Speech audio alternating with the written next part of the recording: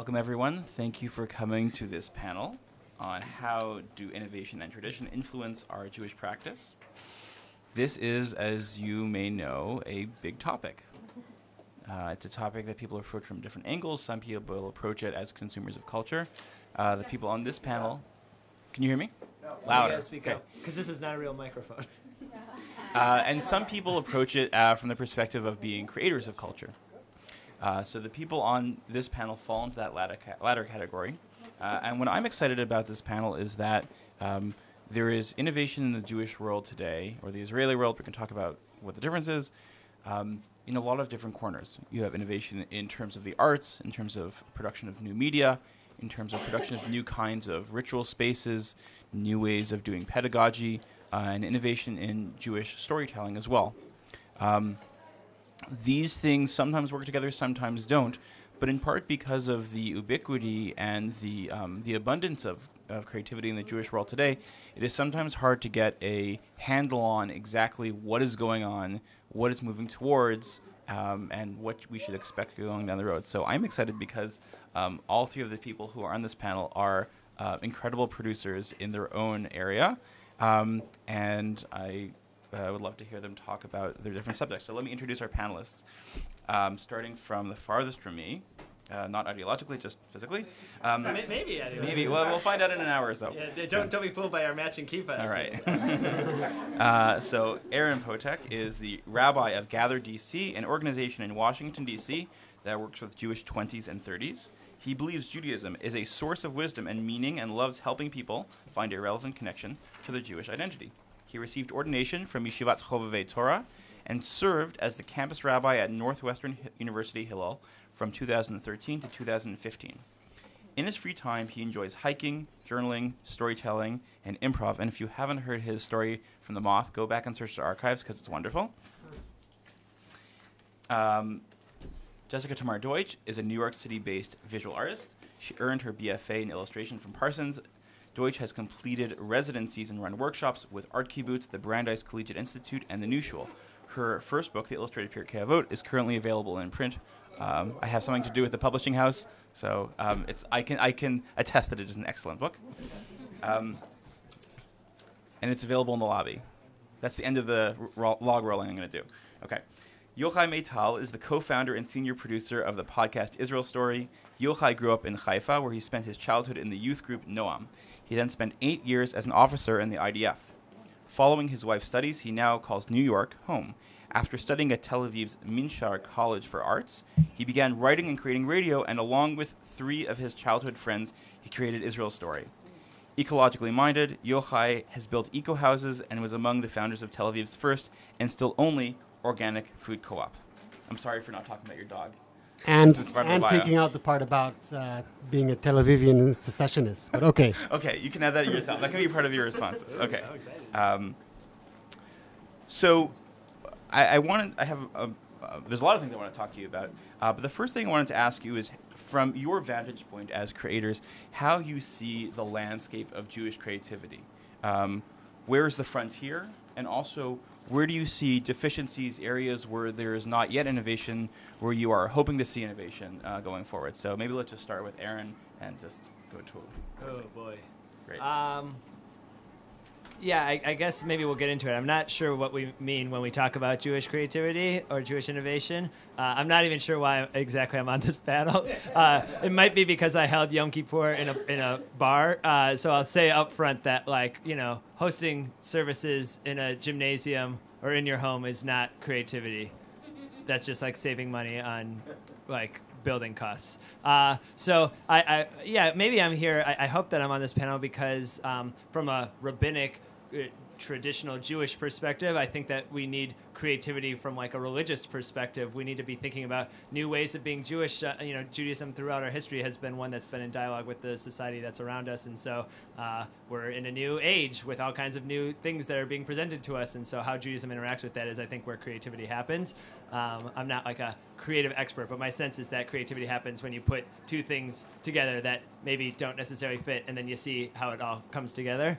And so where I think from my perspective, and again, I'm coming from a very particular perspective as a rabbi, but I think where I see the deficiency in Jewish creativity is when we think about what it means to be religious.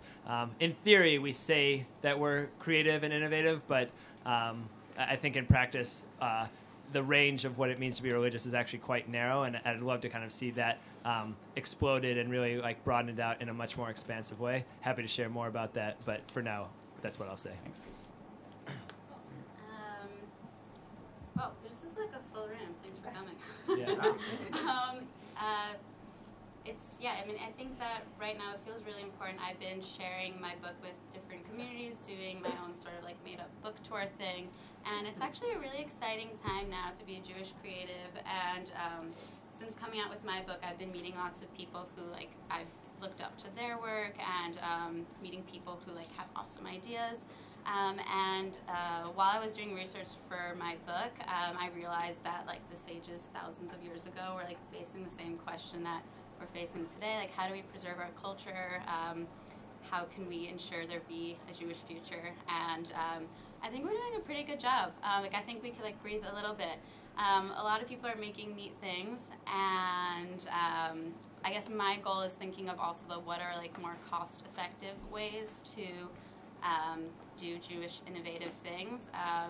That's something I like tend to worry a lot about, like my non-existent, like at the moment, future Jewish family, like thinking of how expensive it could be to want to be a practicing observant Jew in America. So that's something that I hope people take into consideration when they're formulating their dreams about future awesome Jewish things. So that's like something I think we could work on, and there are people doing things, so we could be hopeful. So, I mean, honestly, my like relationship to your question is a little complicated, because on the one hand, I'm uncomfortable with even the label of like the Jewish label. I'm from Tel Aviv. I recently moved to New York, and we do this podcast called Israel Story in Hebrew, Sipur Israeli. But usually I don't think about it as a Jewish podcast at all. It's just a storytelling podcast with stories from Israel. And, you know, there are Jewish people living in Israel. There are also non-Jewish people living in Israel. And we just tell their stories. And then now I'm here sitting here as like the Jewish entrepreneur or whatever. It's a little weird. In my Tel Avivi, the Tel Avivi in me wants to like totally shed that and run away from that. But then, like, in a lot of other respects, I know that I'm in, like, exactly... I was raised by two conservative, like, Anglo parents, and, you know, went to Ramah and all these things. And I just got here to America, and I sent my kids to Jewish day schools and, like, Chabad. And I'm, like, in this bubble. And my I think I told you this. When we arrived here, like, after a week in school, my girl, Eliana, my old 5-year-old, comes home, and she asks me... Abba, maze Yehudi? What's Jewish? Coming from Tel Aviv, you don't get that question. In some ways, I'll just say, maybe some of you are a little horrified, but in some ways, I think that was like the vision of people like Bialik and Chernichovsky, that my daughter will ask that, because she's so like naturally Jewish that she doesn't even need to grapple with that question. She just is.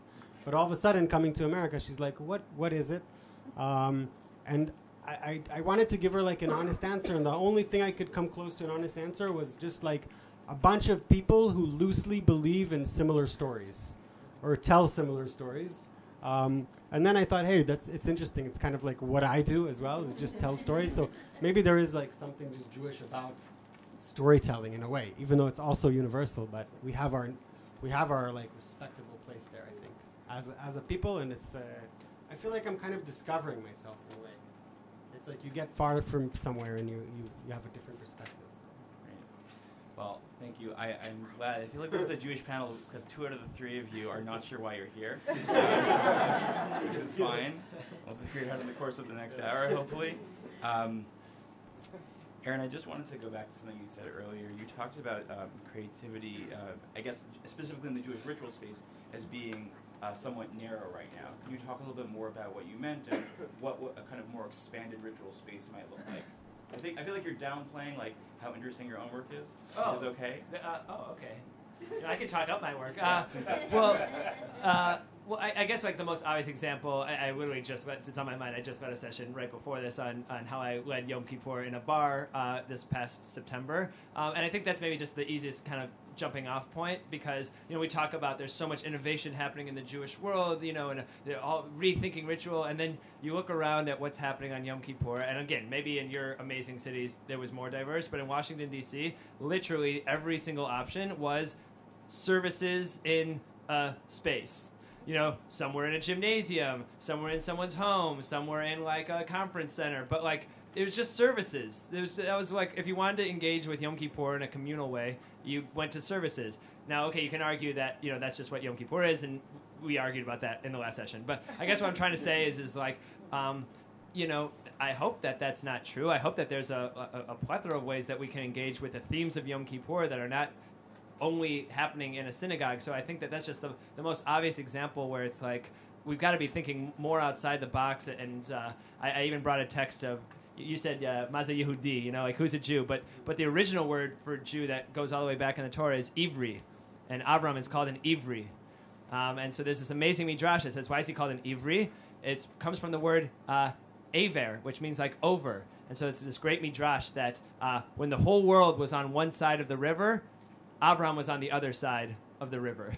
And that's where Ivri comes from, Aver, to be on the other side. And I think that part of, maybe storytelling is a key part of being Jewish, but I also think countercultural thinking is a key part of being Jewish. And we need countercultural thinking within our own culture as well, not just vis-a-vis America or England or wherever we find ourselves, but even within ourselves, the ability to kind of like think in a different way.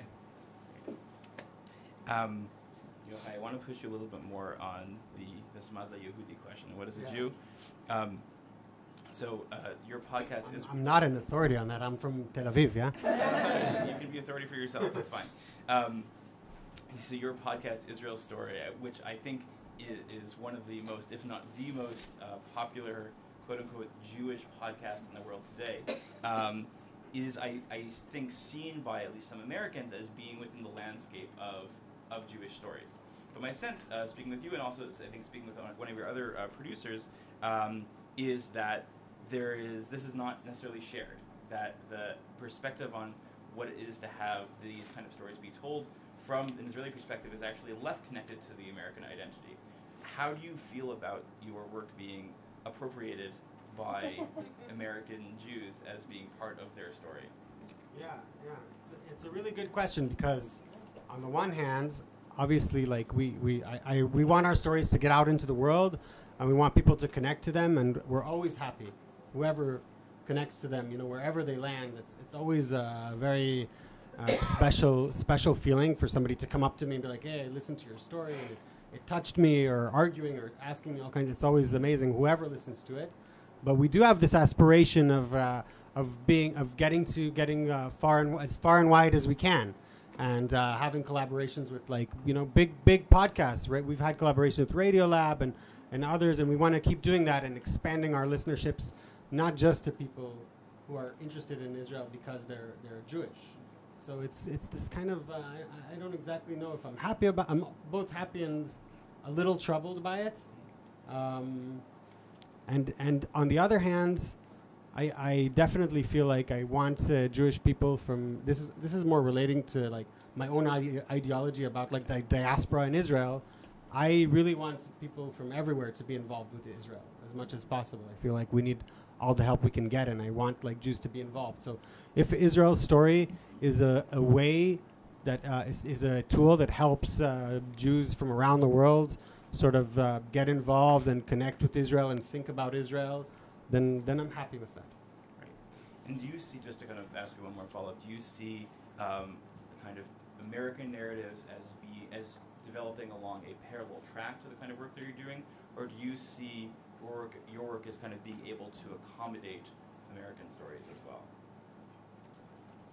Well, in terms of like what kind of stories we would tell, yeah. So we've told a few stories that were pretty much American stories, but most of the time we do try and like keep the stories Israel related, at least in some way, just because we feel that's kind of like our justification to exist. That's our reason to exist in English, is that we bring stories about Israel or things that happen in Israel. In Hebrew, by the way, the Hebrew podcasts were more open and free, and we do stories that are not necessarily from Israel. But so far, we've stuck to stories about Israel. That's like kind of our niche. Yeah. So Jessica, you work in visual arts primarily. I'm wondering if you could talk a little bit about where you see your own work in relation to other visual artists working with Jewish text or in the Jewish context right now, as well as how you see it in relationship to Jewish writers, I should say Jewish illustrators going back before you. Judaism, I think, has a stigma as being a kind of artless religion, which is not true, but it certainly has not had the same kind of its art has not had the same prominence as has the art, for example, of Christianity, for example. I'm wondering how you see your artwork in that context. Cool. Yeah, it's like a new question for me. Also it feels important for me to clarify that I'm like by no means an author. Very often when I share my book with people, they're like, oh, like you wrote this book. And I'm like, no, I didn't write the Mishnah that was written like thousands of years ago by a group of male rabbis, not my book. So that's something I'm trying to also challenge myself. While I'm like obsessed with primary sources, it's really important for me to like keep like Jewish books, alive and relevant and sort of like recreating them, but keeping them true to their source. Something I'm trying to challenge myself is also to take like the Torah that like exists in, like my soul and my heart and making that into, basically taking that seriously and working on my own writing. That's something I'm trying to work on, which has been surprisingly really challenging. And yeah, like I said before, since coming out with the book, it's been really amazing. As much as like sometimes we like to hate on the internet, it's like pretty amazing how quick you could connect with people. I've been doing a lot of traveling recently, and I will just show up at different events, and it's like amazing to have people recognize me who I've been like looking up to for a while, making those connections.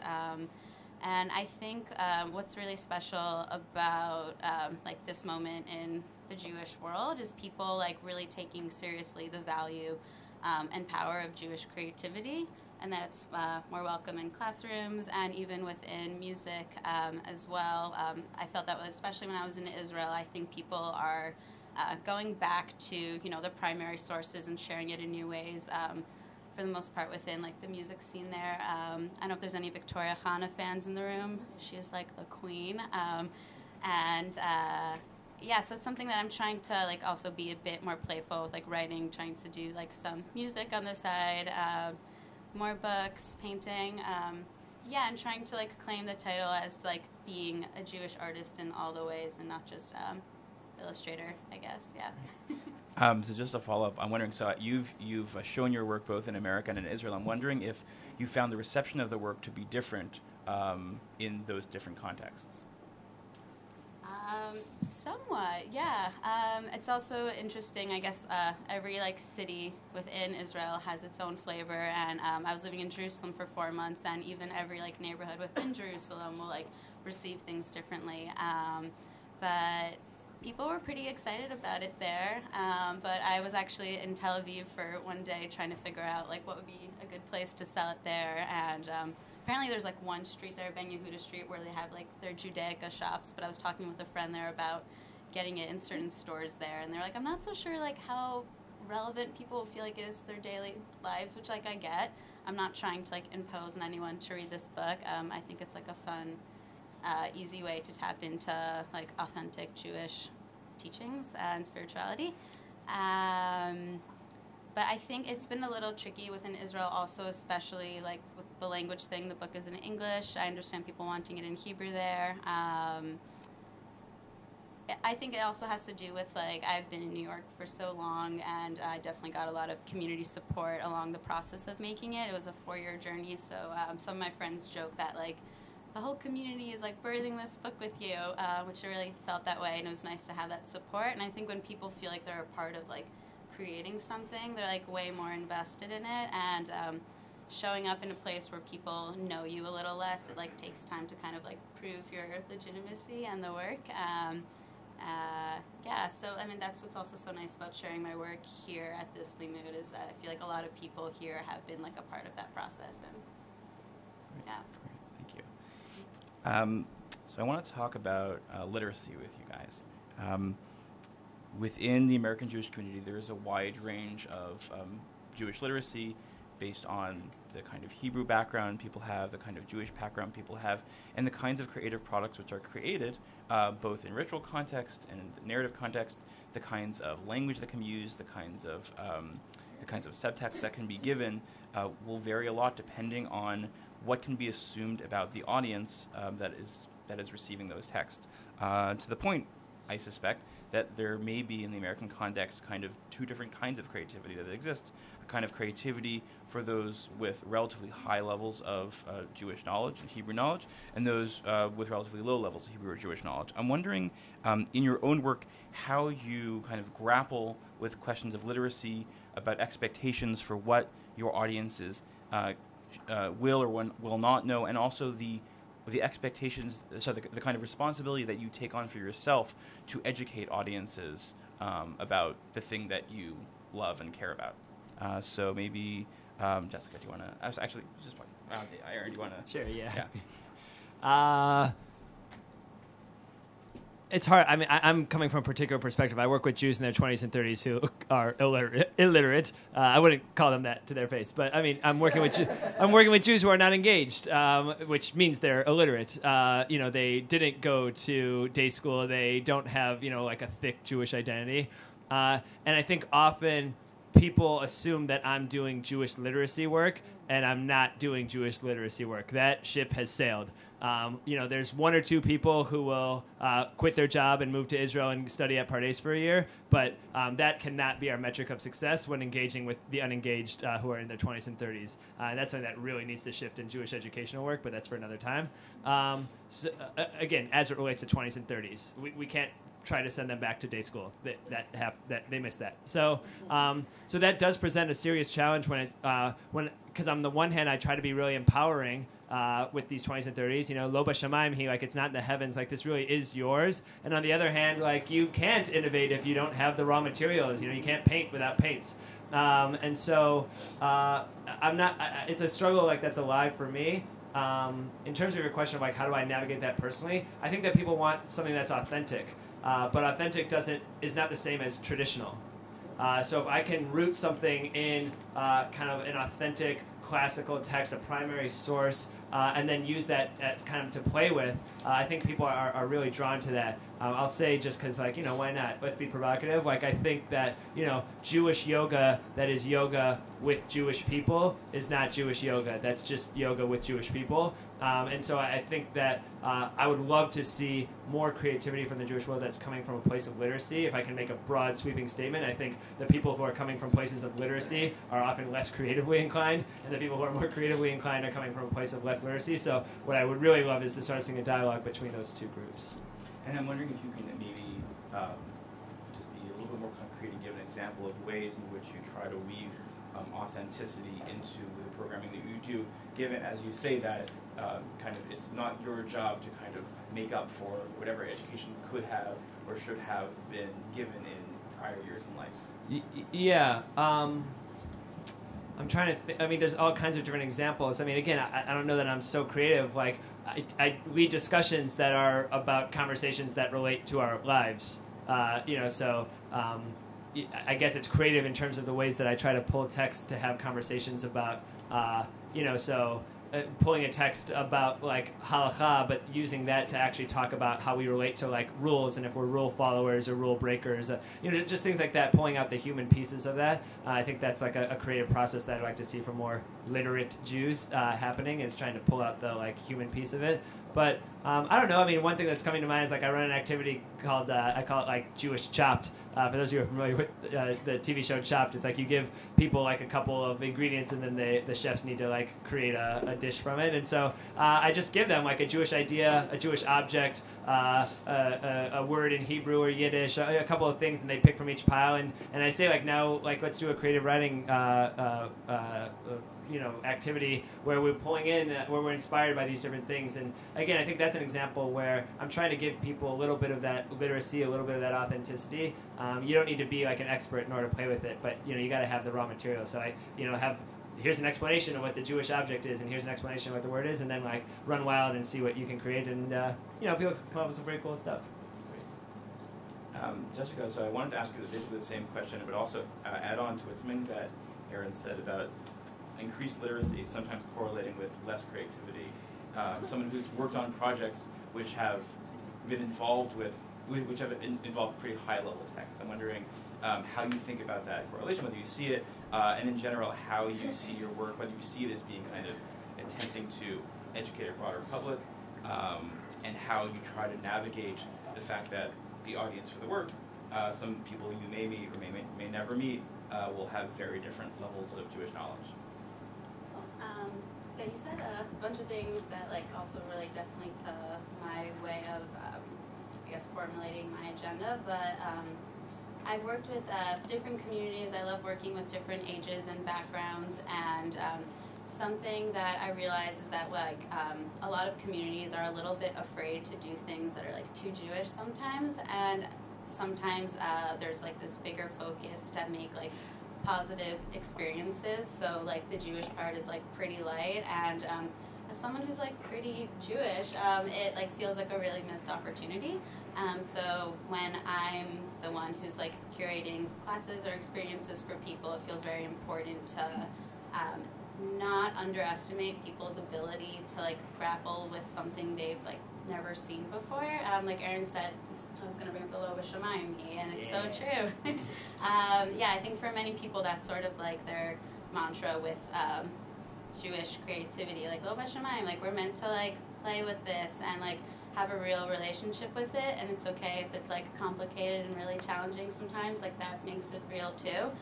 So even if, I would encourage people who maybe feel a little bit they need to push back on the Jewish part of Jewish experiences because they're afraid that might scare people, that's okay, but maybe it won't also. And never I work with Hebrew schools sometimes, so kids who are in their 4th through 8th grade.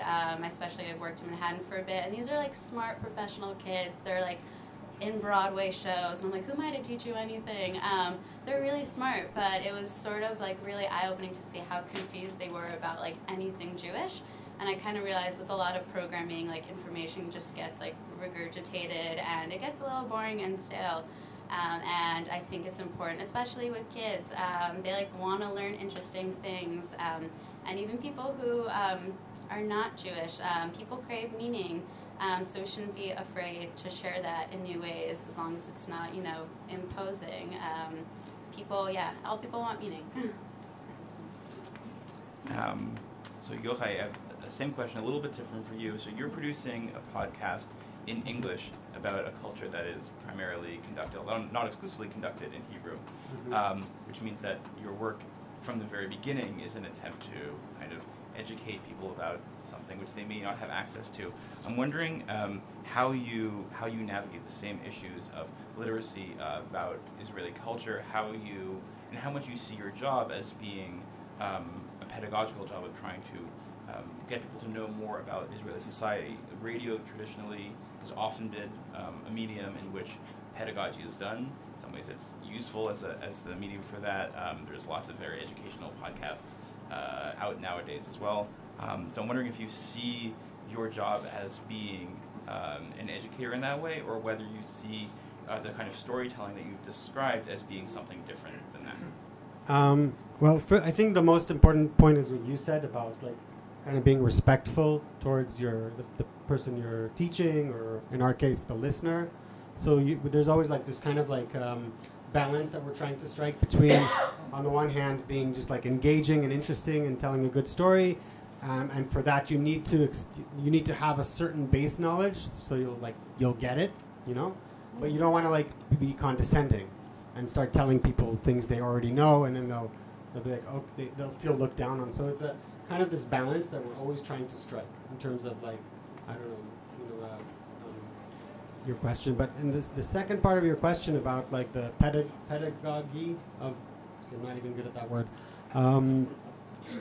It's actually, I think I like to think of our show in a way as like kind of like this like stealth educational like device in a way, because it's fun to listen to. It's not like outright educational, but we do get a lot of feedback from like teachers who use it in classrooms and different university campuses that told us that they use our Hebrew show for teaching Hebrew, and just all kinds of things like that. We've never actually structured it, which would be really cool maybe to do one day, but I'm really happy that it can be used as a sort of educational way. It's like this kind of like, you listen to a story and on the way you sort of get educated maybe, or learn something. I'm wondering if you can talk more specifically kind of when you're producing episodes, if there's an example maybe of how the deliberations go in terms of trying to, and how you think about trying to relay an idea that might be quite complicated, might involve concepts which are not familiar to the listener, how you try to convey that, what that craft looks like. Well, I'm trying to think of an example. Well, certain examples like, I don't know, even let's say if you're talking about the army, right? So just like there's a whole parlance like of army talk in Israel. There's probably some Israelis here, I don't know, chamshushin, like the whole thing. Like in Hebrew you can just talk differently and explain things differently. I had a whole story that I did, for example, about how I was in the army for many years and I was an officer. I was a pretty serious soldier, blah, blah, blah. But I did have one story about how I faked gimelim. Does anybody know what gimelim are? So that's a good example, right? Gimelim are like a sick pass, essentially, from the army. You get to go home for a few days or a week or whatever. So I faked those. But then everybody in Israel knows what that means, and there's a whole context to it, you know? It was, I think 2 years ago, Google has this like report, right, every year with the most popular questions. So how to get gimelim was the third most popular question in Google for 2015, I think. Yeah, so I mean, this is like a central thing in Israeli society. You don't need to explain to anybody what gimelim is, why I wanted them, you know. And then we redid the story in English, and we had to like kind of, you know, but it's cool because you get to bring people into the mindset, not of like a brave Israeli soldier or of I don't know, a torn soldier in the West Bank or something like that, but like just a homesick, love-stricken soldier who just wants to get home, you know. So my next question is about money. Doing creative work involves money. It has to come from somewhere.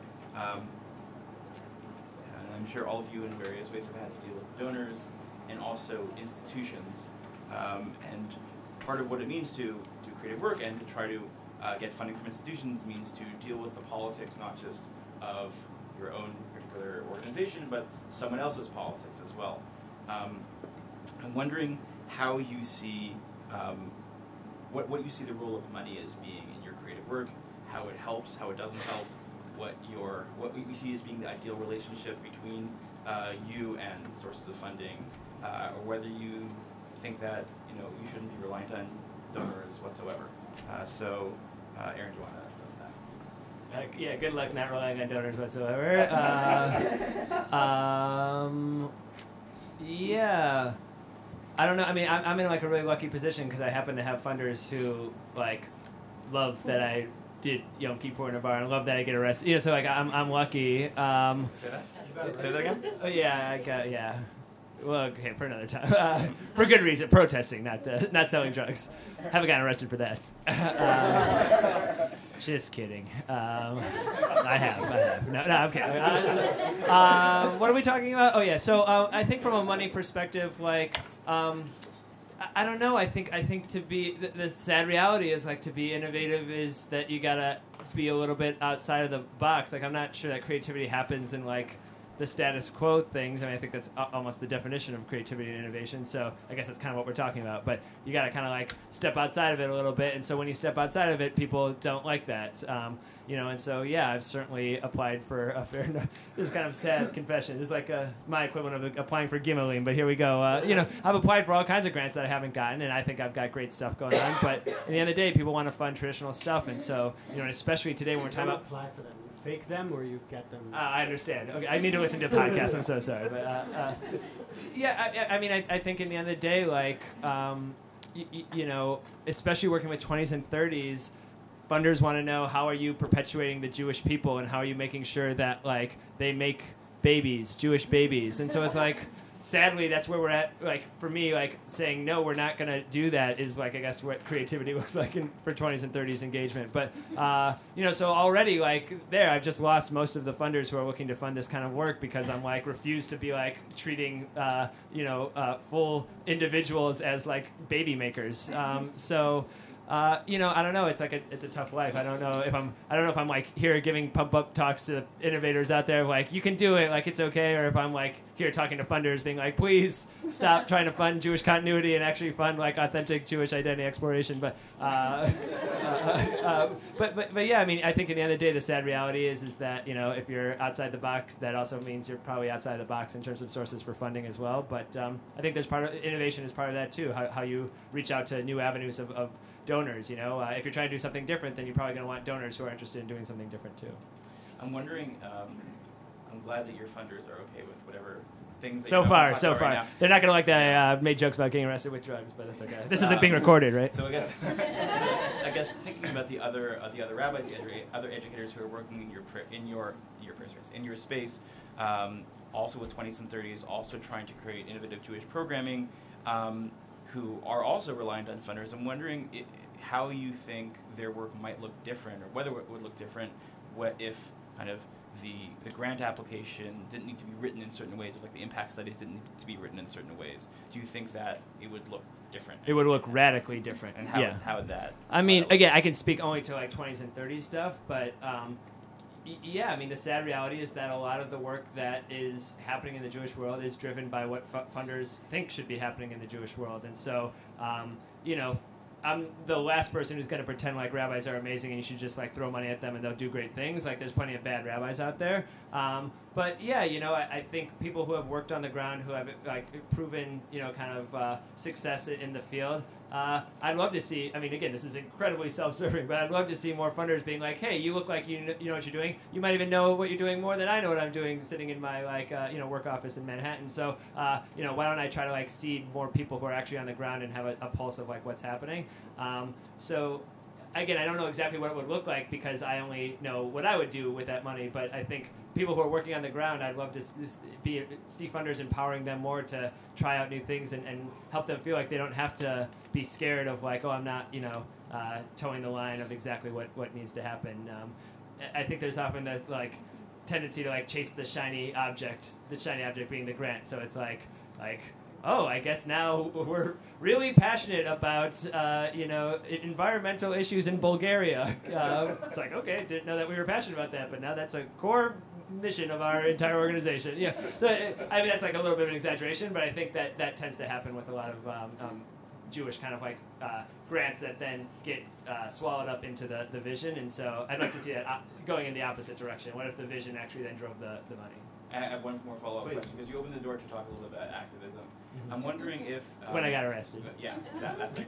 I'm wondering if you see, you know, in the last few years, I think especially after the election, there has been an increase of Jews interested in being involved in activism, in protesting, and being involved in social justice organizations. I'm wondering if you see that trajectory itself being affected by the funding that is available, the funding landscape out there. I think I understand what you're asking. I mean, again, I'm a little bit in a lucky situation in that Washington, D.C., we just did a demographic study of the Jewish population in the DMV area, the D.C., Maryland, Virginia area, and I believe, I might be misquoting, it's somewhere between 94 and 97% voted Democrat. So, you know, that's just insane. You know, so again, I'm working in a different environment than, you know, I think other cities, but yeah, you know, there's a little bit of a disconnect when funders want one particular political agenda and the people on the ground have a different persuasion. Yeah, I mean, yeah, this both on the Israel front and on the American front. I mean, yeah, I don't know how deep we want to get into that, but some things are going to need to change. You know, especially speaking on behalf of 20s and 30s, which I'll be so bold to do because I work with them. Yeah, they're not going to tolerate a Judaism that doesn't match onto their political values. So, you either gotta, for funders who are not on that side, you either gotta be open to shifting your political perspective, or basically saying we're gonna lose the majority of Jewish 20s and 30s. Yochai. So I sense is that your relationship with funding is probably a little bit different from the relationship of Aaron, in that podcasting as a medium is also not inherently a losing phenomenon. There are advertising available. There is other sources of funding available. I'm wondering that doesn't. Podcasting. If anybody's thinking about getting into podcasting for money, then don't. That's what a successful podcaster would say. But I will say that funding, as far as we're concerned, it's like our lifeline, of course, and it's also not more than just it's a measure that we're doing something right, because we're in this isolation, creating our audio and sending it out there onto the web, and people are listening in their own earphones, and we see the measures of how many people are listening, but another major sort of way for us to tell if we're doing okay is the money. And we were lucky at first to get some funding from different foundations and stuff like that, but slowly our main funding, and this kind of gets back to the question you asked me earlier about my relationship, or our relationship to our Jewish the Jewish diaspora, which is a big listener base for us for our podcast. And I want to maybe slightly update my answer. It's not but really it's amazing for us to have this a base. We do have aspirations that are bigger than just being a niche Jewish podcast or Israeli podcast. We want to, I don't know, we want to do big things. I don't know, win prizes and just for our own stories, not as a Jewish thing, But having that base is incredibly important, and even just on practical terms. So in recent years, I think we started this 2 years ago. We started doing live shows. We were invited by the JCC Manhattan. They wanted us to do a panel or something. We're no, let's do a full live show, and we brought musicians and stuff. And then that really caught on, and since then that's sort of our funding. That's kind of our that's how we fund ourselves. So we come to America every twice a year or so, and we go around different communities and JCCs and different venues, also non-Jewish venues. And just put on these live radio shows, and that kind of funds a lot of our program. And so that's definitely largely thanks to this strong listener base that we have, that hopefully will enables us to grow from that. So it's really, really important. We couldn't have done it without that, no question, because in Israel there is no funding for podcasts or for radio at all. I've looked into this. For example, if you're a filmmaker or almost any other kind of artist, you can find different avenues to get money from the government, from the Ministry of Culture, etc. But there's just nothing for radio, because the radio only exists in the radio. There's no funding for people making documentary podcasts or something like that. So it's really, really vital. Yeah. I guess I'm wondering, in terms of your American audience in particular, one thing that I've noticed about Israel's story, which I think makes it unique among the podcast in the Jewish/Israeli space, is that it is reaching not just Jews but Americans. Whereas most Jewish podcasts, and I'll speak to this personally, I run an organization called Jewish Public Media that produces podcasts for Jews, and we get mostly Jewish listeners, even though theoretically we have aspirations to reach Americans as well. But I'm wondering if it is your intent to reach Americans, generally not Jewish Americans, if you see that as part of your goal. Yeah, absolutely. I mean, it's our intent to tell stories that are human and to reach humans, wherever they may be. And do you think there's something, just to go back to the Israel thing for a second, do you think there's something particularly Israeli that allows you to do that more easily, or do you think that Jewish organizations, Jewish media, Jewish artists who attempted to do the same thing would be successful, even if they don't have the Israeli element, just as American Jews? Well, I think we have an advantage because Israel is a very interesting place, and there's a lot of conflict going on in all kinds of different directions, and conflict usually makes for a good story. It's actually the most essential component of a good story. So we have the building blocks there ready for us. It's just a matter of finding the right angle. So we try and use that as an advantage, and also maybe utilize the fact that we're we're like the people who, all of us who started this show, we're kind of like these hybrids. So we're like Israeli, but we all come from like, our parents are American, and we all spent time in the U.S. or in different countries abroad. So we try and utilize that to our advantage as well. Jessica, in terms of the arts patronage, it is, I think, is often the case that there is not enough funding for artists. I think there's especially not enough funding for Jewish artists. I'm wondering, from your perspective in the world of art, how you see funding playing into what you decide to do, what patrons are interested in, whether your work has been shaped in any way by the interests of donors, or conversely the interests of the market in terms of what sells. Yeah. So I've definitely applied to my fair share of fellowships, grant things, and I've recently accepted that I'm not a prize person, and I think that's actually, but I take a lot of pride in that, because I think it's also when you're trying to do something new, it's people haven't seen it before, and it's scary, so they're like, why would this be a thing we're going to invest our monies in?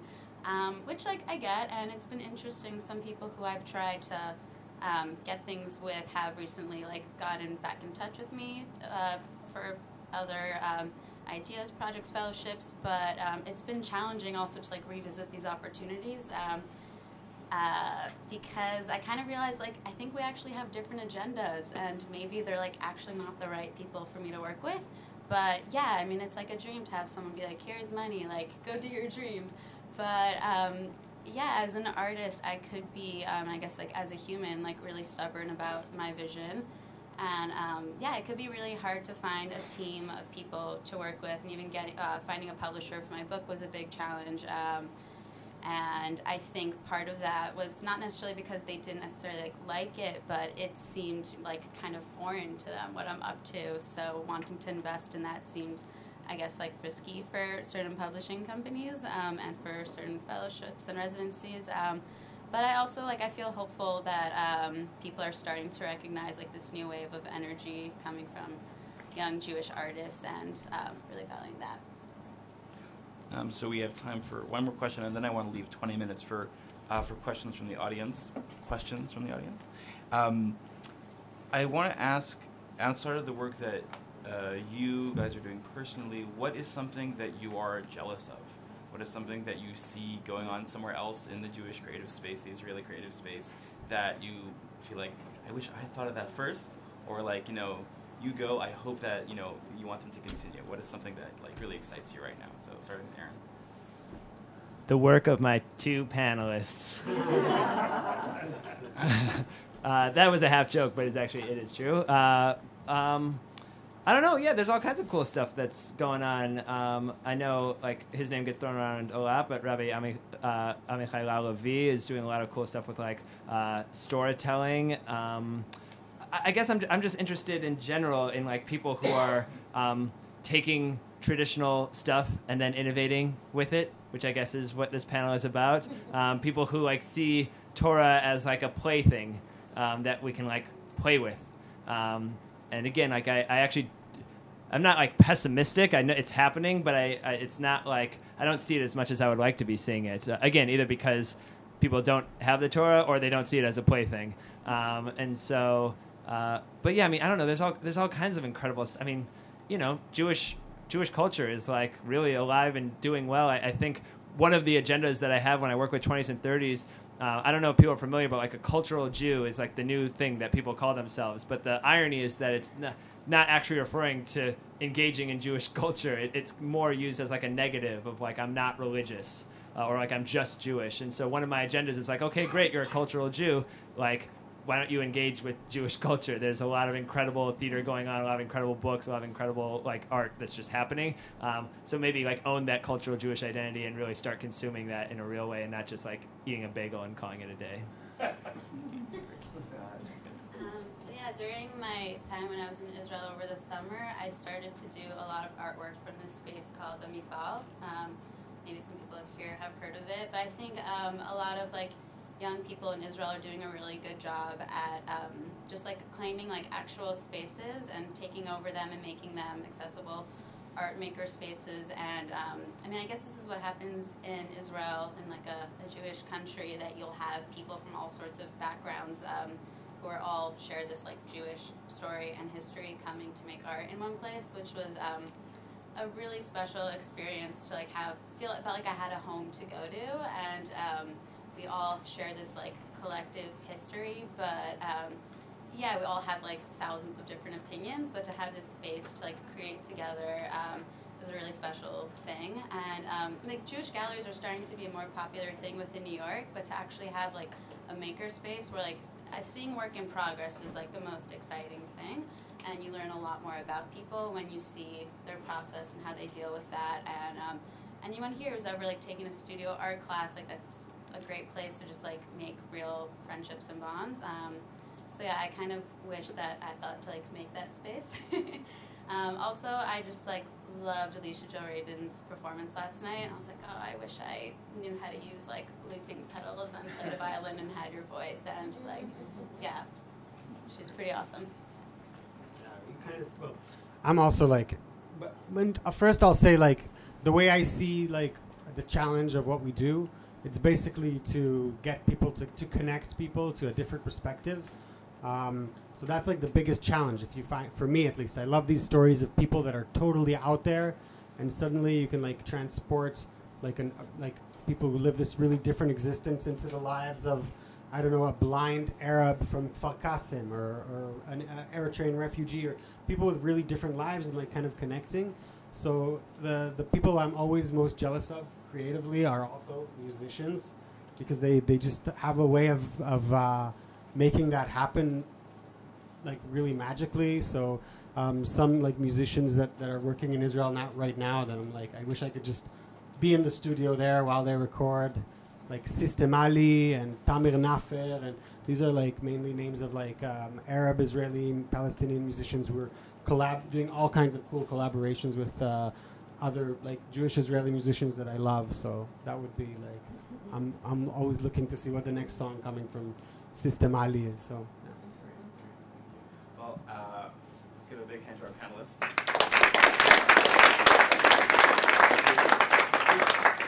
And so we have some time for questions. I'll just ask. Yes. My name is Jackson. Thank you guys for doing this. Can you talk a little bit about the role that art, which is a very personal expression, and how that plays in terms of being in the Jewish community, and what you're doing is essentially creating things for a community, and how do you balance, I don't know if you would call them like lines, but how do you balance your needs as an artist with the group needs and what the group wants? So how do artists balance their own needs against the needs of a community? Yeah, Jump in. If I'm working with a group that I'm really comfortable with, sometimes I think it's fun to, and like they're open to me like sometimes being a little selfish. Like I sometimes will like come up with these ideas, and like I need a group to make it happen, and I think it's like people get excited to be a part of projects. I worked at this summer program in California called Brandeis Collegiate Institute, and yeah, I would like wake up, you know, in the middle of the desert from a camping trip and be like, we're doing like Persia body painting. Like, I don't know what this means, guys, but I want to do this, so we're going to do this. And people are excited to like do new things. And like a lot of my, like the philosophy, I guess, behind my work when I relate it to like Jewish texts is like this idea that, you know, like the world is constantly being like recreated every day, and like we could accept the invitation to be a part of that, and sometimes people I think are intimidated to actually like make art or do creative things because it's not like their thing or like their job, and sometimes people need like that little nudge. And I think it's fun to do things within a group, but then there are other times where it's like, okay, we have an hour, I don't know any of these people, and like we can't make a mess, so we can't do Persia body painting, so we'll like make books. And yeah, there's a lot of, I mean, you have to like collaborate sometimes with the communities that you're working with, and they become like group projects in a way. Yeah. I'll just say for me, like I kind of have to disregard what people think, you know. I have like a close, I think, because you can't really create these things if you're trying to please. It'll come off. It'll be very transparent. So I have like a close group of like friends or people I work with on Israel Story, and I trust their opinions sometimes. And sometimes we argue for hours, but like outside of that, that's like I try and like listen to them and to myself as much as possible, and hopefully like people will like it. But it's like you can't listen to the community too much when you're creating. For me at least. Yeah, I'll just echo that. I mean, it's interesting for me coming from like a totally opposite from the Tel Aviv perspective. Like I'm coming from more the Orthodox world, and so then there's a lot of rules and a lot of expectations and a lot of communal standards. And but similarly, I think as best as I can to kind of like not shut that voice out, but like quiet it a little bit.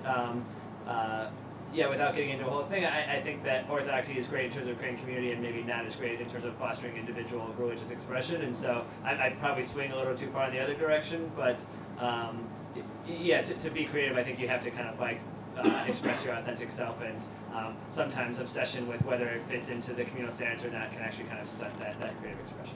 I just kind of ask you a follow-up on that. So both Jessica and Yochai have talked about the ways in which kind of having a community of collaborators has helped in their work, whether a makerspace or kind of the collaboration of just working on a radio show together. I'm wondering if you think, do rabbis have the same kind of collaborative space to work with when they're creating new products? No, I'm very, very alone.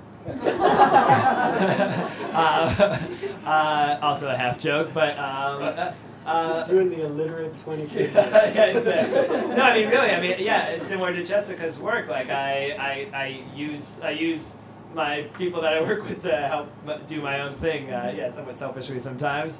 But it's maybe somewhat overstated. There are obviously spaces for rabbis to be creative, and obviously different gatherings. And I have kind of like-minded colleagues that we informally kind of collaborate with. But yeah, I would love to see like a similar to like a artist like workshop space. Like if there's just like an open rabbi space. I don't know what that would be. We're coming up with it right now, guys. This is happening. Isn't that called a yeshiva? Oh yeah, there it is. It wasn't my experience in yeshiva, but yeah, maybe in theory. Well, thank you again to all our panelists. Thank you all, wonderful audience, for coming.